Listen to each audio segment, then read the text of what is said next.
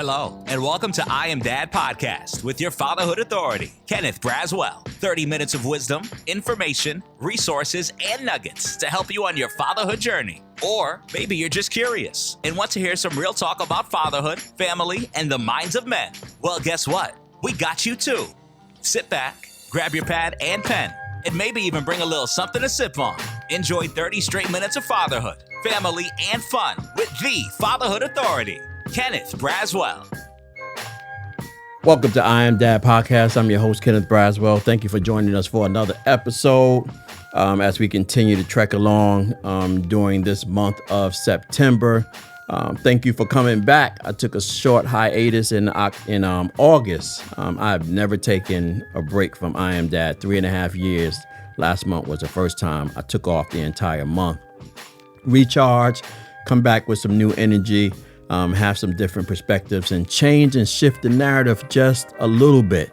Like I want to begin to start laying in more conversations, specifically as it relates to the dads we're working with and to the folks that we have working with our dads, because they bring a different perspective to the conversation. I think I've exhausted all of the researchers and subject experts and all of those folks, and we've kind of done that, not to death. There's still a lot of people out there, that at some point I'll bring on, but I want to kind of bring in the practitioner side and the worker side and the dad side, and specifically from within my own organization and Fathers Incorporated, because I have such awesome and brilliant people working with our fathers, and I want you to hear their voices and hear what they're hearing from our dads.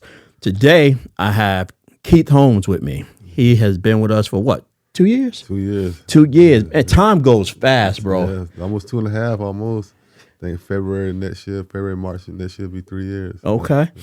And so we needed someone to come in and kind of help us with some outreach, and really someone who knew the community of Atlanta that could help us get into some spaces to keep our pipeline moving. And he has come in and done a tremendous job, but he does more than just that. He has more than that in his repertoire.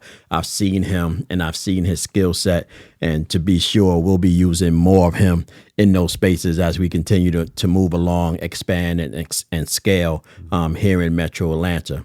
Keith, we kind of start our podcast off with a very simple kind of ease in, because it gives people perspective of who we're dealing with. Okay. And we always want to hear folks' daddy stories, right? Mm-hmm. We know that everybody has a daddy story, and it comes from a lot of different perspectives. It can come from the perspective of being dad, which you're not yet, or it can come from the perspective of your dad, or it can come from the perspective of not having that in your life. But your story is your story. What's your daddy story?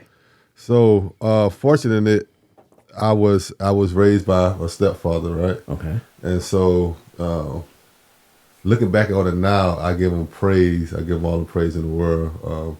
Being in a situation that he took over, I was maybe 2 years old, and my brother, he was 1 year old, right? Mm-hmm. So you're talking about a guy that's dating this lady with two newborns, essentially, or whatever. So my dad was around early parts. My biological dad was around early parts of my life. Then he kind of disappeared, like during middle school, high school area. He kind of disappeared. Was in the Atlanta area. Didn't really hear from him. He popped up later on in life. But my daddy's story growing up was my stepfather. So everything that I've known about manhood, about life, and preparing me for the world was from my stepfather. Someone, like I said, someone who came in since I was a toddler, before I can even remember. Like I said, I was 2 years old, had baby. Mm-hmm. And yeah, he pretty much taught me about the world. He pretty much prepared me as much as possible for the world, as much as he could. So yeah. Have you ever thanked him for that? It's crazy. I haven't. I don't think I have. I don't think I have. That's crazy. And then, as you said, man, I'm going back next weekend for Labor Day. They don't even know I'm coming back down there, but I think that's something that I was set out to do. I think that's something that's deserved, because he probably never heard me appreciate him for that. So yeah, I was watching a meme the other day, and it struck me because I remember, it's crazy because I kind of remember a similar moment in my own car. And this guy was in the car, and his little girl was in the back.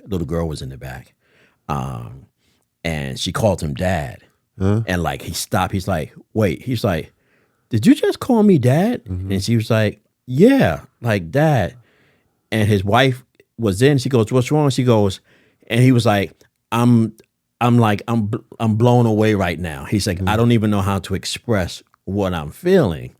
And then there's a later video where she comes in the car, the little girl is in the front seat, and she is talking to him about how she sees him and think. That's why I brought it up, because I just literally was watching this, probably this morning I was watching it. And it just struck me that here's a guy who stepped in, probably wasn't really thinking about what he was doing, probably in love with your mom, but I'm going to do everything it takes to keep her and make her happy. If these two boys are part of that equation, I'm going to do that. Because back then, that was a little harder to do than now, right? And so back then, men were different. Right, men were they thought differently. They really do or did in some part of their mind believe that children was best with their mothers if their life wasn't right. Gotcha. Right? Did you ever get a chance to kind of understand your dad? Have you spoken to him? Do you know where his space was? Do you know biological his story? dad? Yeah. I mean, I've known over the years. Just be full transparent. It was some drug use there. It was some, I want to say running away from the moment, but it was some issues there with drug addiction. He was, now he's clean. He's been clean for, I want to say about 20 years now, give or take, maybe about 20 years now. So now that he's clean, and now that I'm an adult, I kind of understand it a little bit from a perspective, especially working in therapy and trauma informed field. So I kind of have to kind of understand it. But I like to look at my situation as like the rich dad, poor dad, but not in the sense of one was rich and one was poor. Just the fact of how two different men kind of handled their situations a little bit differently. And so I use that in my day-to-day, right? And so you have both of them was dealing with whatever issues that they had, but one of them chose to fight through, wake up every day, continue to push forward. We never let him, we never seen him sweat. Like he'd been on the road, he'd go on the road, drive trucks or whatever. I know, now that I look back on it, I know it was hard trying to raise 2 kids, 4 kids at the time with two step kids, and then eventually you had 2 more kids for my mom. So raising the family, being on the road, dealing with what you're dealing with, but still being there, being present every day, and not giving up and not running the shine away where you could have, given the situation. What's the best character trait you've taken from him? Being present and just showing up every day, regardless of how you feel, regardless of what you think or how you feel. Just show up and be there. Just be there. Just be. And a lot of times he said it in words, but he said it more so in action. Okay. More so in his action. Like I said, he was a man's man. He ain't play. He ain't play. A lot of it, growing up, I'll be honest, I was like, oh, this dude is like just mean. Like, off the hook. Right? But he was preparing us for the world. He was preparing us. And like I said, now I appreciate it a whole lot. Well, it's interesting that you say that he was preparing you for the world, because in a really strange way, it's one of the attributes of being a father, to which you have to sacrifice some things, right?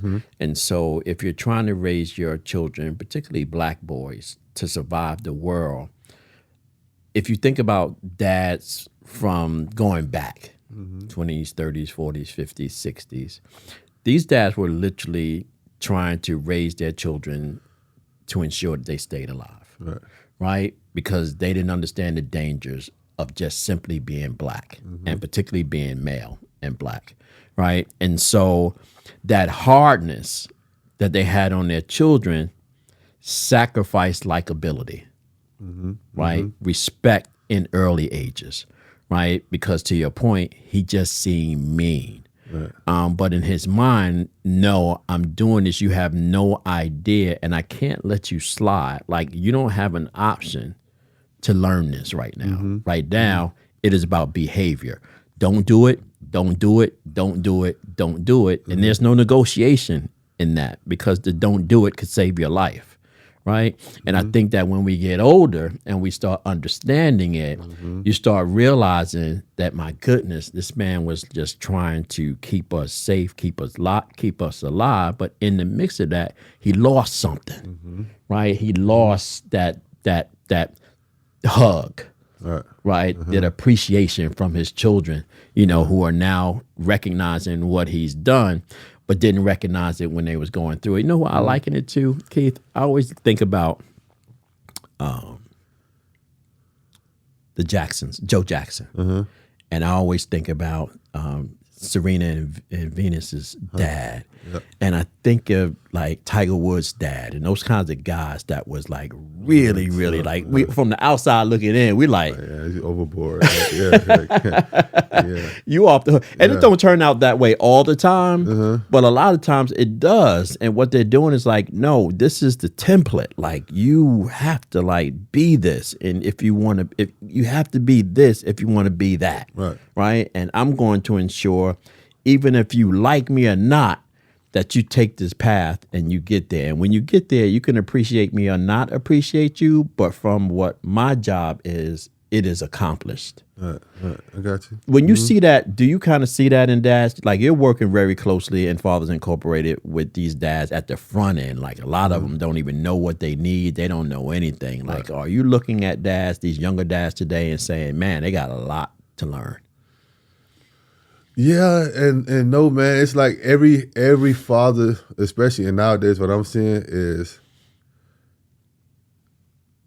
it's two sides of the fence. I mean, sometimes three sides of the fence, right? Like I told you in my story how I was raised, right? And some fathers nowadays look at that as being too hard on the kids, right? And so you got some of, like, with me preparing for my family is trying to navigate how I'm going to raise mine and what's right and what's wrong, right? And try to take a little bit from my upbringing and kind of modernizing it, right? Because it ain't the 80s anymore, right? Right. And so it ain't the 90s anymore either. And it ain't the 2000s anymore. Right, 2000s no more, right? So the same methods that they use is not effective in today's time, right? Right. Because if you that hard on these kids nowadays, you may lose them. And I think that's what I see from a lot of modern day parents is they don't want to be too rough or too hard or too stern because they don't want to lose the child. And when I say lose, I mean like not from a physical standpoint, but from a mental standpoint, right? That and lose them to the streets. And lose them to the streets, right? Yeah. Right. And so they kind of want to build a rapport with them, be more of a friend but father figure, like a big brother type figure, instead of this disciplinarian type person, right? And so I don't want you to just look at me as the person that's just there to discipline you all the time, right? Because I want you to open up and be able to have these conversations with me when you feel vulnerable in certain situations, so you don't feel that you need to go to your peers or your friends for validation or for the answers. You can come to me about anything that you got questions for, right? And so a lot of times dads feel now if I'm hard on you, I'm too hard on you, then you're not going to feel comfortable coming and having those tough conversations or those conversations that you deem to be kind of, whatever the case may be. Yeah. You also did some work in juvenile justice. Yeah. Like, what did you see in that space? Juvenile, that turned me into a man, right? That really? Kind of taught me a lot about what I was up against, about the kids, about the structures, and different things as an adult, right? And so working with those kids, man, initially coming in with my education, you taught one thing, you taught books, you taught therapy, you taught whatever, but going into that field and actually going into those homes, you seen reality, right? You seen that it's going to take more than these books to engage these kids. Because I'll be honest, a lot of times when I was doing home visits or going into them homes, it's like, man, if I grew up like this, and I ain't grow up nice at all. Like I grew up but I was fortunate to have a village, grandparents, mothers, stepfather's family. Like I had a village, right? But when I was going into them homes, man, I was like, bro, if I grew up or I was living here, I'll be robbing, I'll be stealing, I'll be in the gang. I'll be doing all this kind of stuff. Surviving. Right? I'll be surviving too. I have no choice because going to school, I get picked on, clothes. I don't have the clothes on. So in order to be cool, in order to fit in, I have to join the game. But because now I got protection. Now I have a sense of belonging that gonna help me survive these streets. It's gonna help me survive day to day, right? Right. Because if not, then it's a rough time for you. You get picked on, you get beat up, you get, especially nowadays because it's a cruel world with these kids nowadays. So that juvenile system taught me a lot. It taught me, you say this a lot, it's the difference between empathy and sympathy, right? I picked up on it. You said one is being able to relate from a point of familiarity, right? And another is a point of seeing it and understanding it, but you never went through it, but you understand it, right? Right. Yeah. And so I think it taught me the difference between the two, and it taught me that, man, these kids just lost, and it's not. It starts at home, right? Mm-hmm. It starts at home, and so.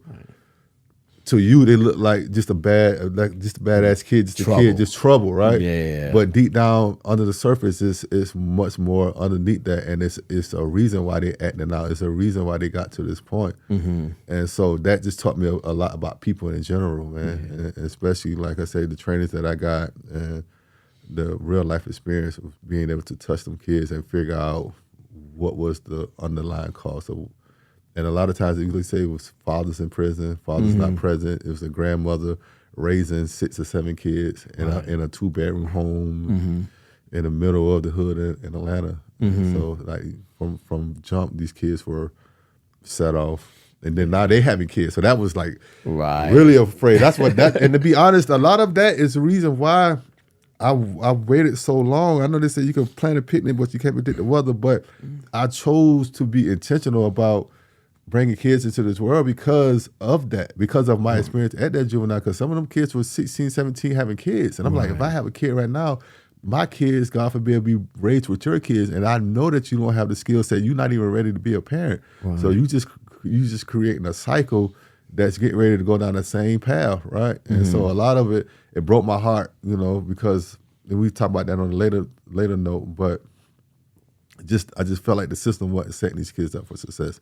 It was putting a Band-Aid on the issue while we had them in the juvenile system, but a lot of them kids was going back into the environment that they came from. Yeah. I always tell people, like, the work that we do is not hard work, it's heart work. And if your heart ain't in it, if you don't have empathy, like, you can't come to the table with clarity on what you're dealing with, right? Because you're looking at it to your point, he's just troubled kids. They just kids that just like to be in trouble. Like, no, they are conditioned, and they're conditioned by their environment, right? And this need to want more, and they don't really know what more is, right? They think more is how more describes itself in their small circle, right? A little bit of money in my pocket, some fresh Air Force Ones, some chains around my neck, being able to go and sling dollars. That's the extent of the more for them, right? And it's not until they get outside of that box that they're able to, like, really see what more looks like. But by the time they get there, they caught up, right? And then they have to, like, try to rewind, and unfortunately, many of them never get to, like, really understand what true more looks like, right? And so, but for you, like, really looking at yourself through their lens, like, if I had to ask you, what's going to make you say now is the right time for having a child? I love what you said about you can plan a picnic, but you can't plan the weather. You can't predict the weather, right?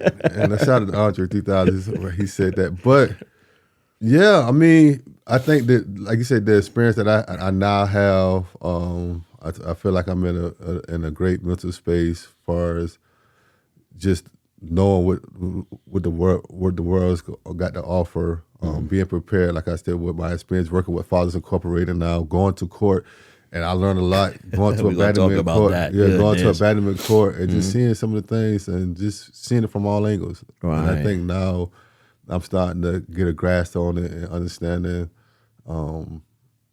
what fatherhood is going to look like, right? Yeah. And what raising a teenager is going to look like.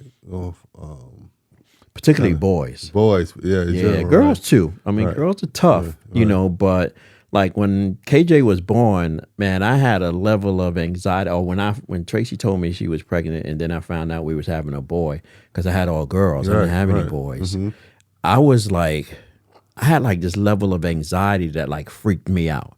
I literally wrote this whole thing. It's actually in the back of my first book. It was the last thing I wrote in my first autobiography. I talked about how I did not want to bring a boy into this world in a place where I could not fully protect him.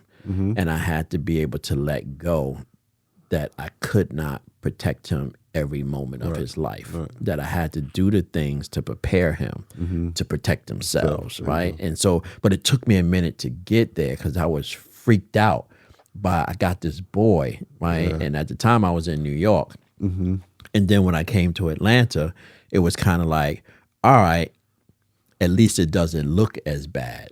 Like, I don't compare cities. Yeah. Right? Because there are people like, yeah, New York, you grow up in New York or you grow up in Boston, Chicago, and Atlanta. It's like, don't compare cities, right? Because the comparison for our boys, men, women, is not the city. It's their environment within the city, which looks the same no matter where you go. Right. It's just a different dialect and dialogue that's go. taking place. But the tightness of what's happening looks the same across the space. And so what I had to do when I got down here was to learn what that space looked like in Atlanta. Gotcha. And learn how to maneuver around figure it. it out. And to figure out, like, how do I keep them connected with the pathway, but keep them out of the pathway. There you go. Right? Because people will say, you know, like in basketball, we're going to talk about this a little bit too. People like, they'll get on their sons and be like, you ain't playing the hood like me. Like, you ain't got, you soft, blah, blah, blah. If you'd have played on the playground, blah, blah, blah, you'll have a bunch of dogs. That's, some of that is good, but that's not all good because other things come with that. Yeah. Right? Shootout happens on the basketball courts all the time because of a basketball game. Right? And so there's other elements that come. So when I came to Atlanta, it was interesting because in New York, Brooklyn, Bronx, Manhattan, no trees. We associated safety with trees. So when you went to Queens, you start to see trees. That was like the country. It was like, that's why we never give respect to anybody from Queens, although like LL and 50 of them come from, they might as well be Brooklyn. It doesn't really turn to that kind of Queens until you get a little further out. I was about to say. But they still in Queens. So nobody doesn't differentiate that when they hear Queens. It's just Queens. It's Queens. Yeah. Staten Island, the same thing, right? It's like y'all out there, y'all an appendage. Y'all not even attached to us. Y'all kind of near the water. Y'all more Jersey than you are New York. And so I associated safety with greenery. When I came to Atlanta, I remember going downtown and starting to kind of look and see like who we were going to partner with. And we were over in Mechanicsville. And we were walking around. Me and Freeman was just, because I ain't afraid to walk through anything. And there was like guys standing around and, you know, we walking, you know, what's up? Kept on walking, that kind of stuff. And like, you know, there's trees over there. Yeah. And my thing is like, oh, these just brothers hanging out, blah, blah, blah. They ain't trying to do nothing. So cool. And I was telling somebody a story and they was like, nah, bro. They was like, it's the opposite down here. If you're somewhere where it is dense trees, you got to be careful because trees are cover. Right? So you got to be mindful when you are. So when I went to Bankhead, and I went into the Bluff and I was back in the squeeze outside of the main streets. And you go back to where the houses, trees are all on top of everything. Everything on top of the roof. Yeah. And they serve cover. And they was like, no, like you got to be careful. The other thing was, like in New York, they coming straight at you. If I see you and with something, they're not trying to like finesse you. If they see something you got, or even if they don't see it, you know it, you can feel it. They coming at you. In Atlanta, it's attacked by surprise kindness. Yeah. Yo, bro, what time you got? Yo, it's like boop. Yeah, there you go. And you got a lighter. And you got a lighter. As soon as you reach it, you look up like, oh man, I'm got. Yeah, you got it. Right. Yeah. And so I had to flip More like that. a swindle. It's more of a swindle finesse thing. Yeah. So when I got down here, I was like, yo, I really got to think differently about KJ. Not to say that he was going to be in that space, because Tracy's thing was get him in a great school environment. At that time, it happened to be Dunwoody. Dunwoody public schools was 10 across the board. Yeah. Like that's private school levels, like for free. Right. And so we're like, she's like, Dunwoody. And I was like, Dunwoody, because I swear I came down here, I wanted to move to College Park. I kept saying I wanted to move to College Park. But I ain't know. Right, you don't know what you don't know, right? Don't know now when I go down there, it's like, dude, you was off your you was off your rocket there. Now I go down there all the time, but I ain't trying to raise my kid. family Right, there. there you go. And so what it did is just kind of taught me a little bit different about when you move from community to community. It doesn't really have anything to do with city to city because the elements are the same. The things that are impacting our children, impacting our men, impacting our women, they look the same in those spaces. Tell me a little bit about Atlanta, because people think that Atlanta for Black people is land of milk and honey. You come down here and it's like paradise, you know, but they don't take into consideration that in these cities there is an outer, right? There's the inner, the thing that we are mesmerized by. It's a lot of Black folks, you know, we drive in Beamers and Mercedes and in videos, and all the celebrities are down here, and at the strip clubs are like, so it's the decoration There you go. of Atlanta. But they have no, it's like when people tell me they want to go to New York and I say, where you going? It's like, oh, I'm going to the city. I was like, if you go to Manhattan, you're not going to see New York. In order to see New York, you got to go into the boroughs. You got to go where people live. Same thing in Atlanta. If you come to Atlanta, in order to see people, you got to get out of Atlanta and you got to go to College Park. You got to go to Lithonia. You got to go to Decatur. You got to get outside of Atlanta proper. Talk to me a little bit about Atlanta. Yeah, so just real quick, that's crazy that you said that about New York, because I was having dinner last night and we was talking. I just got back from Chicago this last weekend. I was like, Chicago reminds me of a cleaner version, smaller, cleaner version of New York, at least the downtown area, right? And so I was just saying, like, New York is my favorite city to visit, but I still have never really explored New York like how I think I should have, right? And I'm saying, like, I think New York is one of those things you never go. It's more than a 3 or 4 day trip. You have to go there in weeks at a time, or 4 days in one area, then go back and go to another area just to explore, because there's so much there, right? As far as like Atlanta, man, it is Wakanda if you got your business in order, and if you got, like you said, if you got your business in order, right? So what I'm saying is, yeah, you can have fun, right? Yeah, you can enjoy life here, right? But if you get too caught up in just having fun and enjoying life, it will take you and suck you in, and it'll suck you dry, and it'll send you back where you came from, right? Wow.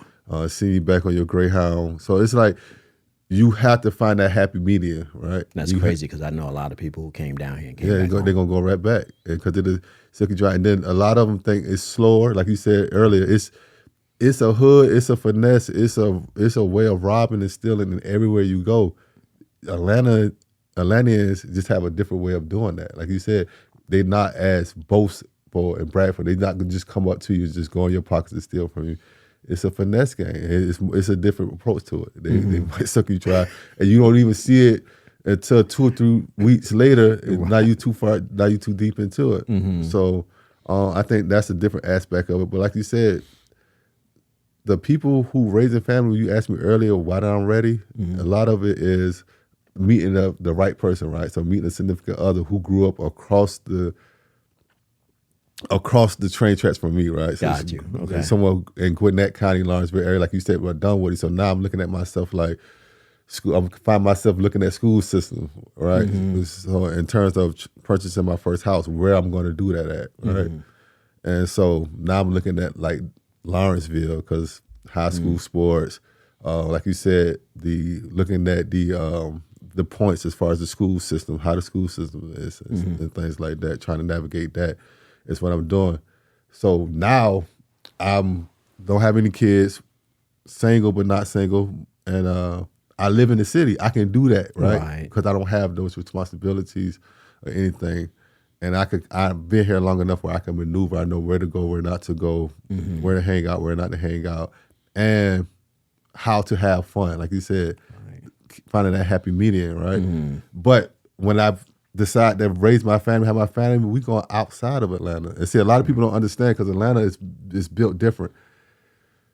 You have the east side that's not really the east side, right? So you got like East Atlanta, which is go by zones. So like zone 6, and that was the most confusing thing about it. And to be honest with you, a lot of Atlanteans and watching podcasts, they don't even understand the makeup of the geographical makeup of Atlanta, right? A lot of them think like zone 3 is I say, well, I'm going to South Atlanta. You from the south side? He be like, I'm not from the south side, I'm from zone 3. Right. So I'm like, what is zone 3? Right. Because I know what it is, because I done looked at the map because when we trying to learn the city, I done figured out that zone 3 is South Atlanta, right? And in their eyes, the south side is College Park, it's Clayton County. Right. And you have to explain to them like, no, that is south of Atlanta. Right. But don't tell Atlantean that though, because they grew up thinking that that's how it is. I can't say thinking, but their perspective of south side is those southern counties, right? That's not Fulton County, right? So it's like Henry County, Clayton County. To them, that's south. That's the south side, right? And South Atlanta, which is technically South Atlanta, to them is zone 3. So they don't even look at it as South Atlanta. I'm like, bro, South Atlanta High School is literally in South. So where's South Side to you? So you have to point it out. Tell me which areas is South Side to you. They be like, College Park, like that's College Park. That's not the South Side. Right. So then you have to show them on the map, and then they look at, like I say, anything below downtown. Zone 3 is the South Atlanta. Like Hatesville. That's South Side. That's a whole. See how confusing it is? Yeah. That's a whole different county. That's south of Atlanta, right? Okay. So like Cleveland Ave, if you familiar with Cleveland Ave, Mechanicsville. Pittsburgh. Yeah. All that is South Atlanta. Okay, got you. But they said it's zone 3, which is zone 3, but they don't understand that zone 3 is anything south of Atlanta. South of downtown is zone 3, right? Right. And so that makekup of it is just confusing, right? And even like that area is MPUV. Right. Okay.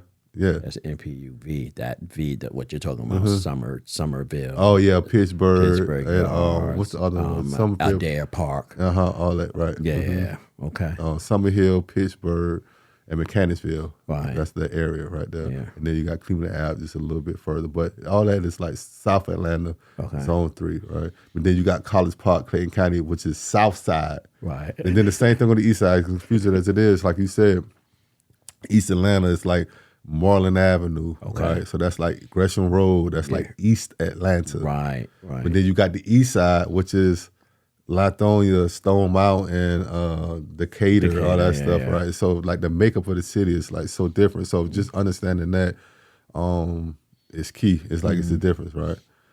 For me, I always tell people that to put it in context, Atlanta has about a 60-mile radius. Like if you... Right. It's not that big. If you think about just the city of Atlanta. Right. The city of Atlanta is like this little small thing in the middle. But when you start adding... So the post office system still forces me to put Atlanta in my address in Sandy Springs and sometimes in Dunwoody. Okay. Because Atlanta was seen all the way up here, and it wasn't until these towns incorporated and became their own kind of cities. Right. The town incorporated, but the feds didn't incorporate it. So when you mail your mail and you go in, I don't know if you ever go and you put your address and it comes back and it says, and it's really not the address, it says you're in Atlanta. And I'm like, yeah, I'm in Sandy Springs. And they say, yeah, but for the post office, you're in Atlanta. Right. And so the zip code is an Atlanta zip code. I'm like, okay, I didn't know that. Right. But that speaks to your point, which is why people get confused, right? When they say, it's so, I mean, it's the same. Not so. New York is that radius. We don't have that. New York's radius is maybe 20 miles, right?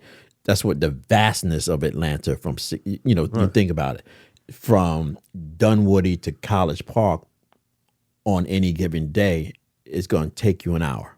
Right. There you go. From Smyrna to Lithonia, it's going to take you an hour and a half. Yeah, you're going to cross the city. Yeah. Right. But see, to me, that's the beauty of Atlanta, though, because it's not the city, it's the metro areas that bring everything together that makes it Atlanta, because you can get the best of both worlds. You can get the city life without being in the city life. I go to Sandy Springs and be in the city but outside of the city, you know what I'm saying? Yeah, and it's all Atlanta. Right. At the end of the day, I seen an article or something that was misleading that was saying that the number of black owners in Atlanta, or the blacks in Atlanta, was going down, right? I think the population of blacks in Atlanta was going down. Yes, I saw that one. And it was misleading because I was trying to tell people, we're not in the city of Atlanta. Right. The only people that's in the city of Atlanta is people who coming into the city are newer or don't have families. People with families and kids and careers, they outside the city. Right. And so they're not counting that number in Fulton County, because a lot of them are staying in Gwinnett, a lot of them staying in Dunwoody, Sandy Springs,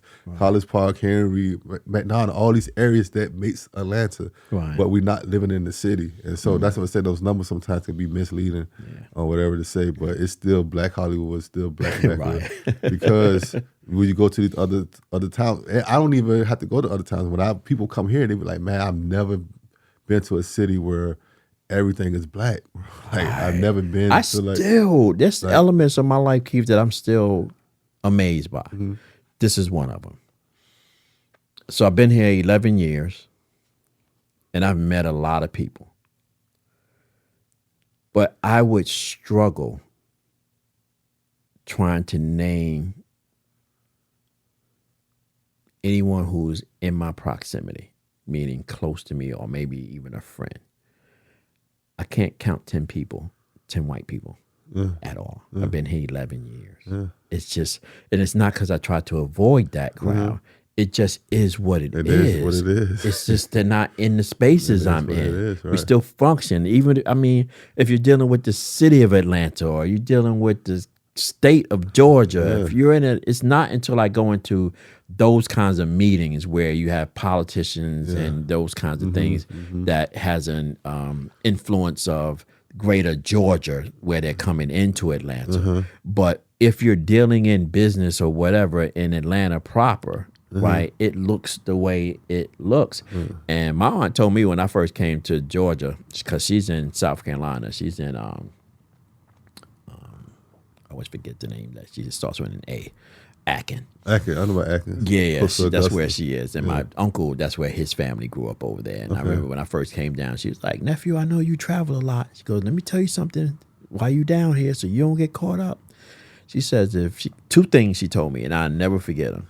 She said, if you're ever on the highway and you can't see the rest stop from the highway, don't get off. She says, if it's not well lit, if you don't see it, do not get off, because if you get off, you don't know where you're going, because the rest stop or the gas station could be within 500 feet or a mile down the road, and you don't want to be out there pumping gas that deep into communities here. The other thing she said was, which I thought was kind of interesting, if you go anywhere in South Carolina, Georgia, Mississippi, Alabama, and you don't see any black people, get out of there. Yeah. She says that's not. She says that's not by accident. She says, and we actually stopped at a town one time. Tracy and the boys was coming down from somewhere, and we stopped to get something. And I went off, and we were going to trying to find something. And I was looking around, and I just got like, I didn't freak out, but I got nervous, and I said, y'all said, hurry up, let's get our stuff out of here so we can get out of here. Because you could see how people look at you like, what are you doing? Yeah, you know where you at. You ain't supposed to be here. The other thing in our work and in your work that you do that kind of speaks to some of this work that we're doing, particularly around kids, is you're also deep into sports. And that's another characteristic of the South and Atlanta in particular that this region loves is sports.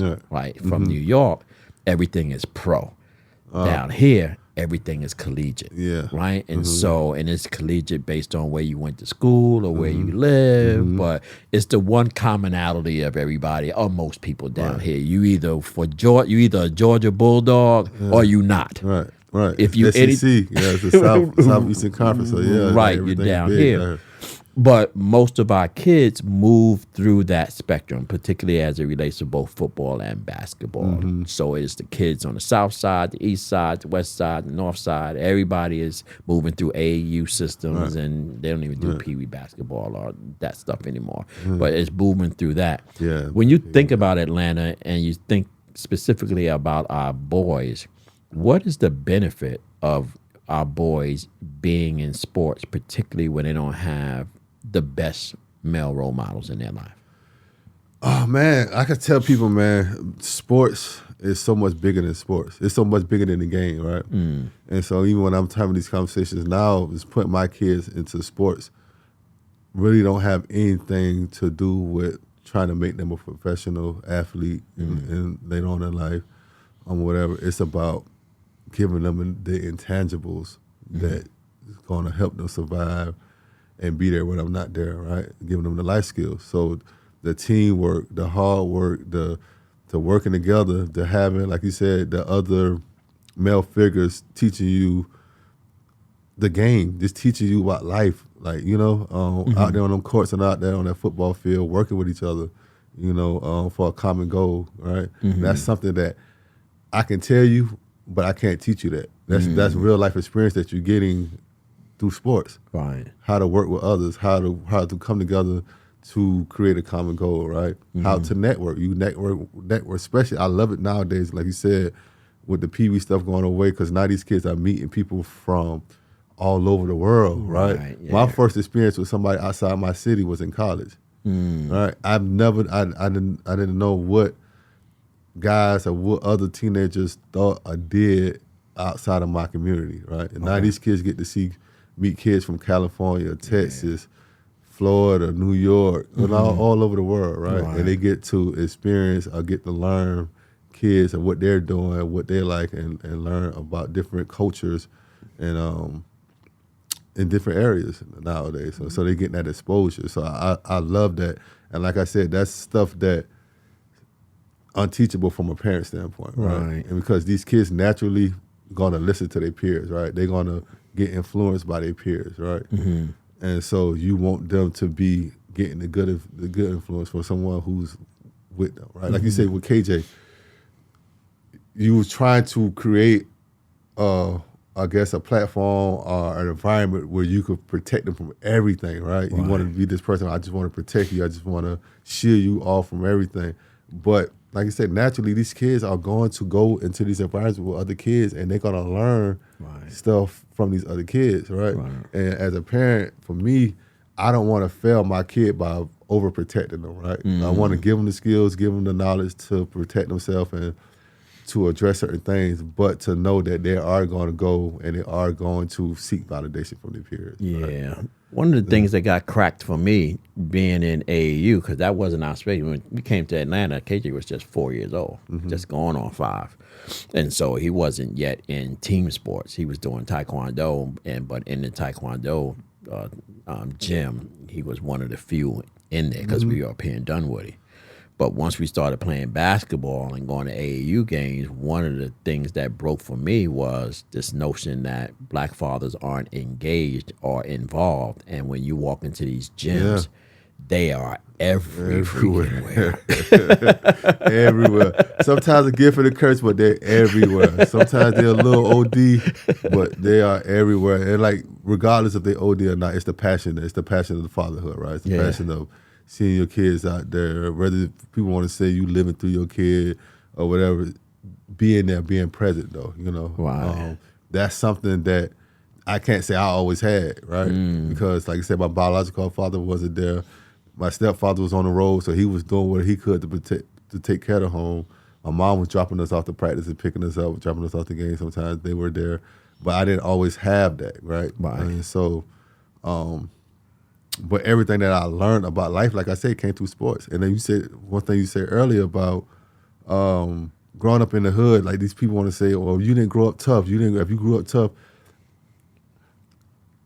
That growing up tough kind of bit me in the butt in certain situations, and that's why I say it taught me a lot about emotional intelligence, right? Because I was overcompensating for something. I was too tough, and some of the times that too tough got me out of situations that I might have been a more talented player, the best player in the situation, but because I didn't have that emotional intelligence, being able to turn it off and turn it off, knowing when to snap. Sometimes I was going off on coaches. You know what I'm saying? Yeah. I was too tough. Like I was right. You know, it was just too emotional, right? It just wearing my emotions on my sleeve because I didn't know how to tone it back or when to tone it back, right? It was just the same emotion I had with my peers. Sometimes I would have with a coach. You know what I'm saying? Like if I didn't feel passionate about it. So when it comes to that, that's why I don't believe in that. If you grew up in the projects, you grew up in the street. Because sometimes you don't know when to turn it off or to turn it on. You got to have an equal balance of both, right? Yeah. So I think one of the things that I love about being here in Atlanta, particularly from this AAU perspective, is that unlike New York, I don't think we would have ever traveled from Brooklyn to the Bronx, from Brooklyn to Queens, Brooklyn to play basketball. It just would not have happened. It wouldn't. It would not have, especially being there at the hours and trying to move and travel back and forth. It's just not conducive for that kind of thing, which is why I believe why so few athletes come out of New York now, because they're not part of the system. Everybody kind of plays. If they're in Queens, they play in Queens. If they're in Manhattan, they play. Now, some of them kind of move, but not like Atlanta. In Atlanta, we move. Like, we go everywhere. But as a result of that, he's been playing since sixth, seventh grade. School ball since 7, 8, 9, 10, 11. Yeah, he's going on his 5th year playing school ball. Oh, really? Yeah. And so, but when we go into a gym, like, he knows kids from. Yeah. So when he's looking on his Instagram, yeah, Dad, remember we used to play him, or I played him when he was at this school? Did you know such and such? Like, the familiarity with these kids that are particularly in AAU basketball, and to some extent even high school football, across sector, they know each other. Like, they know, like, they play with them. They know where they come from. They're like watching them. So there's like this connectivity in Georgia specifically that's different from anywhere else, I think. So I got 2 questions for you, right? As I prepare to engage all that, right? So I'd say this as a comment for the first thing. Even football nowadays, it's more AAU. They don't call it AAU. Right. It's like a travel team, but it's AAU, right? And so these teams like the Red Breeze and ATL Elites and all these icy teams that in Atlanta, if you know youth football, you know what I'm talking about. They traveling. They don't play other teams in the city. They going to Florida's and Texas and California. They playing that. They rank like #1 in the nation. So they playing these other teams from all over the country. So by the time they get to high school, these people are flying into Georgia now. They're flying into Beaufort. They're flying into Grayson. They moving their families to Georgia to come play at these 5-star high schools in Georgia now. And these kids are familiar with them because I grew up playing against you in Little League. You know, I grew up playing against you. Even though you was from California, we played against each other. We was on the market. We got social media now. So once we go out there and play you, we stay connected. So we kind of grew up together in that sense, right? So my question to you, because I even see Rodney, who is another, and Javin, another one of our, our colleagues and our brothers that got kids that in that AAU market. How do y'all find time to manage raising the family, take care of family, and also being on that road trip? Because I know it's expensive. Because I even seen when I was coaching, I was like, man, if I had kids, I don't know if I can afford, man, these park fees now, and these traveling, then you got to get a hotel room, and you got to take your family with you on the road and getting rooms and stuff like that. Sometimes you got to fly to other places. Like, how do y'all manage that? As far as, you just gotta. For me, it is. You gotta make a commitment to the investment, right? If I'm going to pour everything I have into you, there can't be no limit to that, right? The limit is only connected to my resources, right? That's for any parent. How much you pour into your child in some aspect is limited to your resources, right? Now, love and caring and all that stuff, we unlimited. That can pour on them, right? But the other things, like if they want to be involved, the work for us is putting him in the best position to succeed, right? Based on what it is he wants in life. This kid has been talking about the league since 5 years old. I have video of him in the back, 4 years old, in the backyard, saying I'm Michael Jordan. Like I have it on my phone. The first video that I have of him. I have video of him in the house. We'd have a hoop at the top. I put a hoop at the top of the door. And literally he kept trying to dunk on that hoop until he actually got up there and dunked. So I got video of the first time he actually dunked on that hoop. That's how much it's been stuck in his head. So from my vantage point, it's like this kid is serious about this. Like when he was doing Taekwondo, he was on the black belt track. And so he first asked me, could he play basketball? And I said, no, you need to finish this because you made a commitment to get your black belt. And so he turned around. He went into that. It took him about another year and a half, and he got his black belt. And Keith, I had the video of this. It wasn't 2 seconds after that Sensei had tied the black belt on him. He did his bow. He turned to me. He's like, Dad, can I play basketball now? Now we got this out the way. Right. And I said to him, you don't want to go get your second degree or anything? He's like, no. I want to play basketball. Totally and so, I have video of his first games. And if you could see the excitement on his face, like on the floor playing basketball, like there's elements of him now that we saw when he was that age. His you see, he has his everything. He had it when he was that age. Yeah, because I was going to ask you that because you said it stuck out to me. You said he didn't start playing to 7th grade, right? But he has a developed, polished game. You don't see that from someone who started middle school basketball. You know what I'm saying? That's more like you say 5, 6, 7. You growing up playing basketball for his game to be so polished and for him to be so smooth. Yeah, but he started 7th grade. Yeah, but to your question, it is once me and his mother made the commitment. Okay, if he's all in, we all in. Because sometimes you get with kids, they ain't all in. Yeah, like they want to play everything. They want to do everything. It's like, nah, if you want to perfect something, you have to stay focused and give it your all. And to the extent that we need to make that happen, we're going to do it. So when it comes to his movement and all of that stuff, it is like, all right, I got this passion, I got this calling in Fathers Incorporated, but that passion feeds the resources to do him, because he's the last one. All the other girls gone. He's gone, right? Yeah. Right.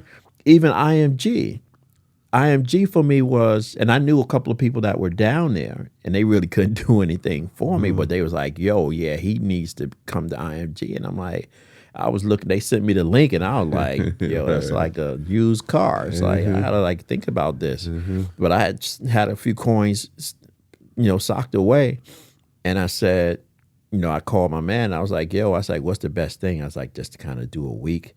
He says, if you could do 3, I would do 3.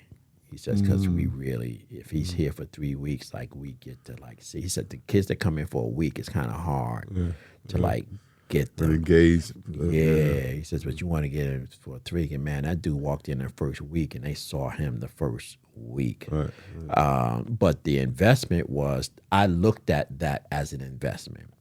And that's how we had the conversation. Like, this is my investment in you. Like, you have to take this serious if this is what we're going to do. Now, quietly, when you talk to him, asking about it, he won't overtly say, I want to go there. But if you ask him about IMG, his quiet response is like, I loved it. I want to go back. And they want him to come back. And we're going to try to make it happen to go back because, the pathway from there I told you, is crazy. Right? And so, again, it is to put in the best. So when it comes to, man, I got to get up tomorrow morning at 7 o'clock and we got to travel an hour. Man, we got to, they playing and, and his AAU team happens to be good at the same time.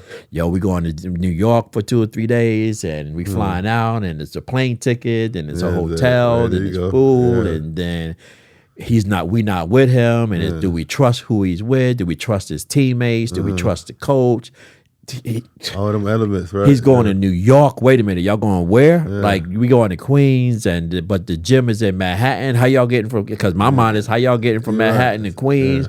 We getting on the train. Y'all gonna be on the train. Like is all over the place. I'm going to Chicago, going to Birmingham, and he's got to get on a plane, and it's just two of his teammates because they couldn't come the night before. They on the plane by themselves going through. So all that, and at some point, it just opens up. And he settles in, and then you trust him. Mm-hmm. And then it is recognizing that he's still a teenager, right? So there are some things he's going to be like a dog about, and other things that he isn't, that I have to be a dog for him. Mm-hmm. So, for instance, like his coaches challenge him to do 200 makes a day. 200? Makes a day. Oh, makes, okay. 200 to 250 makes a day. Not shots, but makes. Makes a day. So he'll as long as I make the appointment for 360 and say, yo, be ready at 6:40. Never gripes them, and he goes up there and he does what he does. But if I don't say anything to him after a couple of days, he won't come in and say, Dad, what about tonight? It's like, dude, that has to transfer from me to you. You're the one that has to come in and say, are we leaving at this? Now, sometimes he does, but it's not full on yet. But now he goes up there.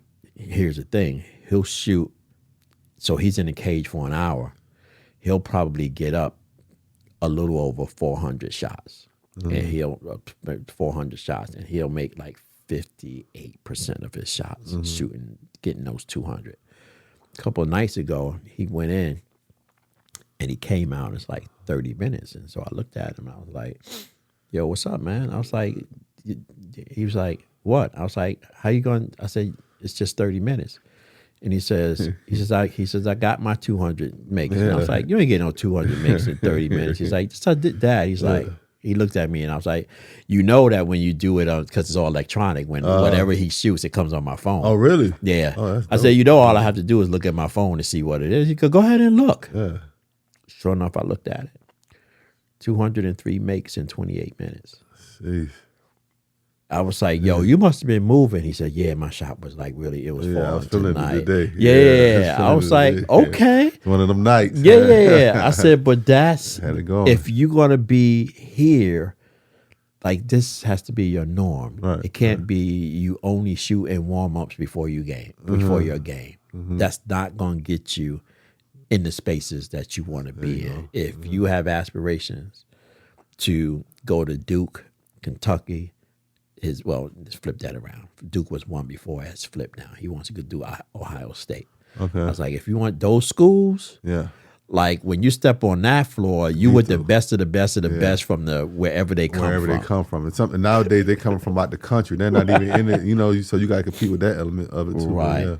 So at IMG, when he got there, and he was just like with these kids from his roommates, one from Spain, one from somewhere else. Then he's on the same team with Amari Stoudemire's son, and they connected and they hooking up, and he's still playing with these kids, and he still comes out of there with an MVP. It's like, yo, dude, I'm like, this is it. Right. So we need to stay in that stream. So to answer your question, it is, I think that you don't think about it. Right. Like if you commit to it, and to be honest with you, Keith, it's the same thing with the relationship, with whoever that person is going to be. Mm-hmm. Like once you commit to that person and you say, I'm all in, you don't think about the pathway of the journey. Right. Like everything is doable. Mm-hmm. And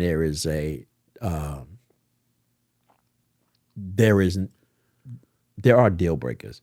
There is not many deal breakers that say to you that I'm going to give up on this, right? Because KJ, unlike my other children, the commitment when he was born, because Tracy and I weren't married when he was born. We were married shortly after he got born. But the commitment I made in my mind about him was, this kid will never wake up in his house and not have his father in his house. Right. That's a deal breaker for me. The deal breaker, which means that all I have to put up with his mother, I am going to put up with, because he will never wake up in my house and not have access to his father. And that came to me from a good friend of mine who told me a story about his son, who woke up in the middle of the night screaming. He had a nightmare, and he woke up screaming his name, Daddy, Daddy, Daddy, Daddy. And he said he jumped up out of the bed and he ran in and kind of consoled them, got him back to sleep. And he said when he was coming back from him, back to his wife, back in his bed, he was like, wow, I wonder what it must feel like to wake up in the middle of the night and scream your father's name, and he's there.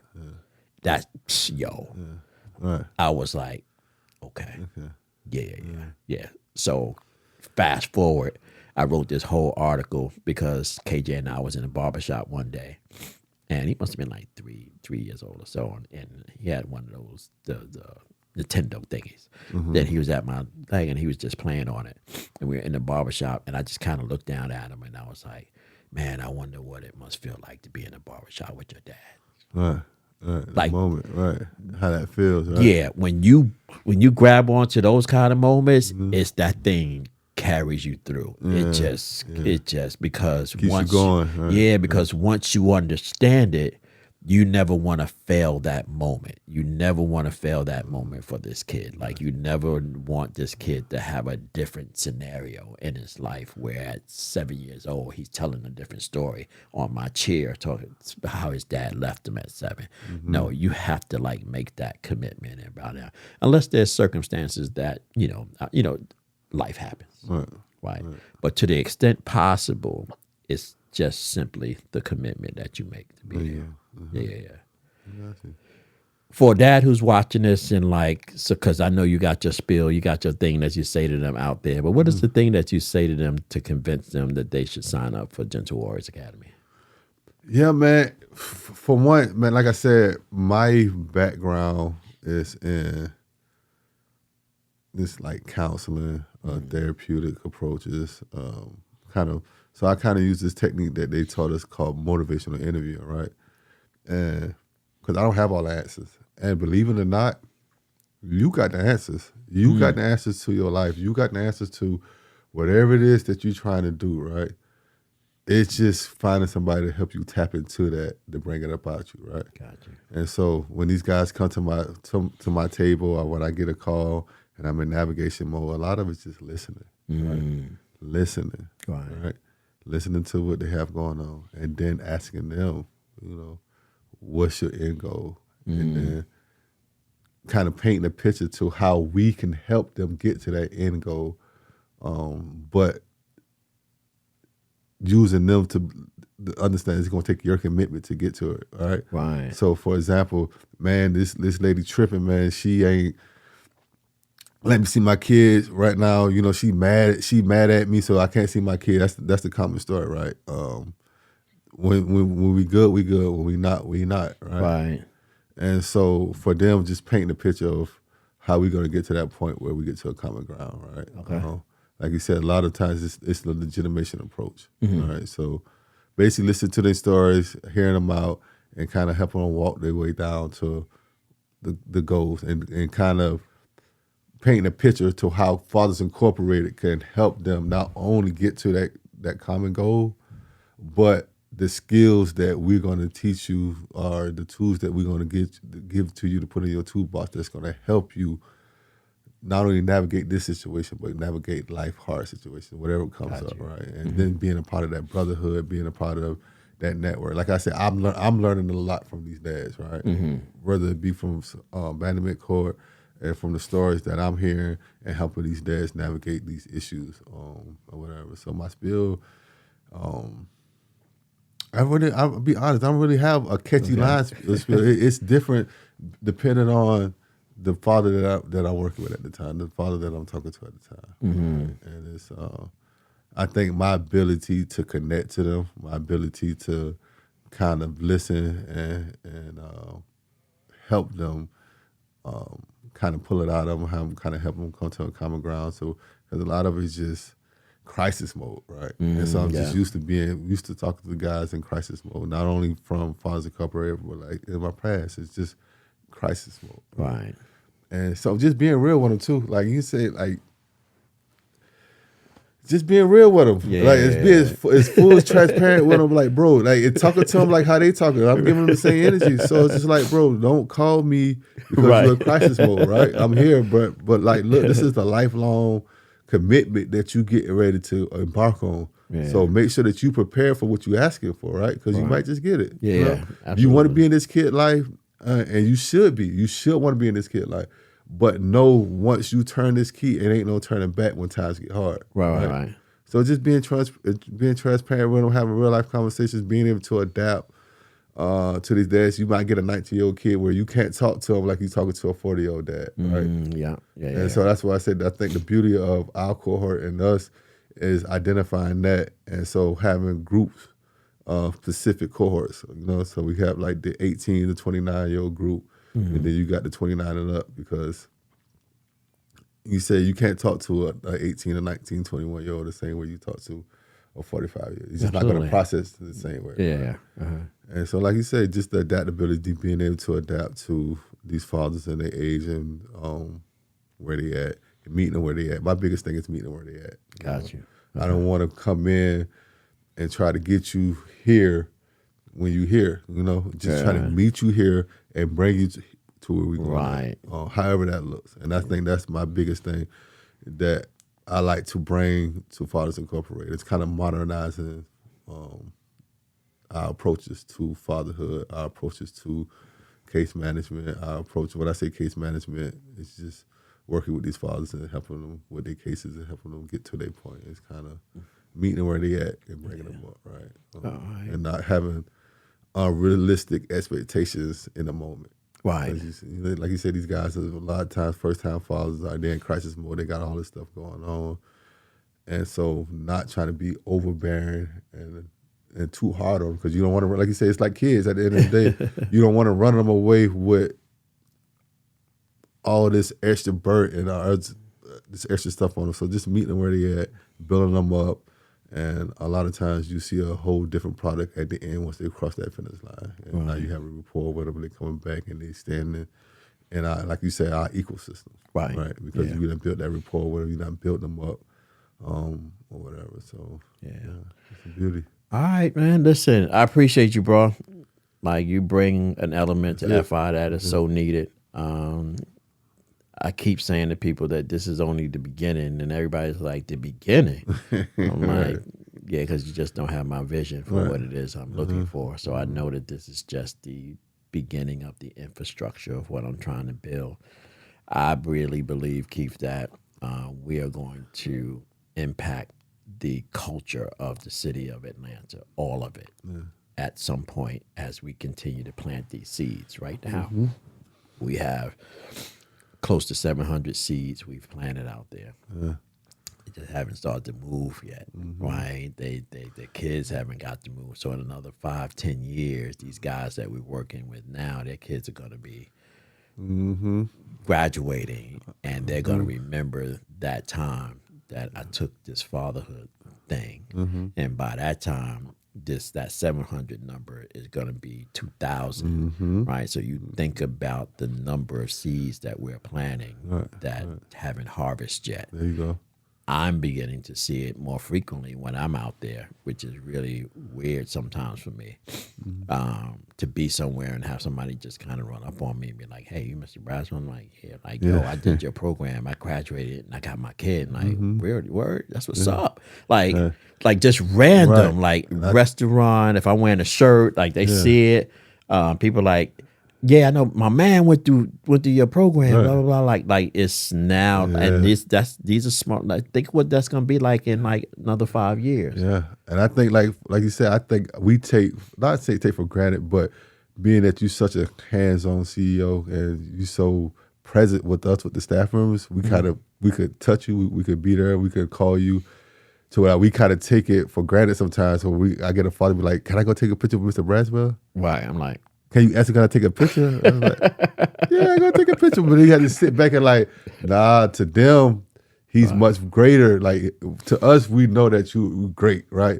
But to them, it's like, in so many ways, you changed my life. Like, you created a program, you created a you just created something that helped me out so much, right? And to them, it's like you're bigger than just Mr. Braswell to us, or Kenny to us. You know what I'm saying? You Mr. Braswell, like, you know. Right.